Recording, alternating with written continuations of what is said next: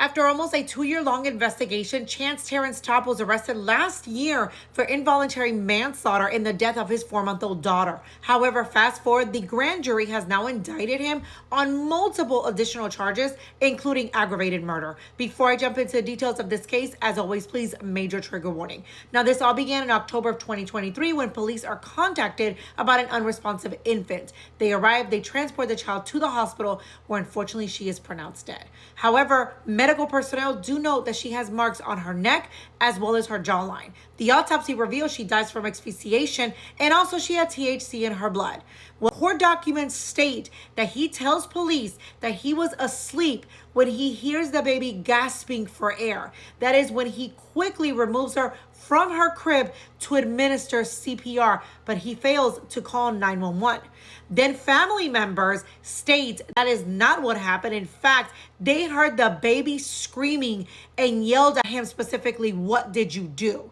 That is when he allegedly refused any assistance that night, blocked his relatives from seeing the baby.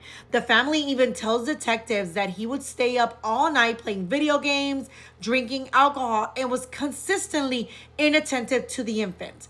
They arrested him last year, and that's when he shares that night he had been smoking because he was trying to calm himself down. The baby would not stop crying. Apparently, he put a pacifier to her mouth, held it for too long, and that is when he noticed that she stopped moving. She apparently was not able to breathe. The assistant prosecutor also shares that he was extremely deceptive throughout the investigation before he finally confessed to causing the infant's death. Now, the autopsy conducted by the coroner's office determined that her death was homicide. Of course, the cause was asphyxia. He is currently facing up to life in prison, and the jury trial is supposed to begin July 27th. Now, as I mentioned, he was indicted on 13 counts.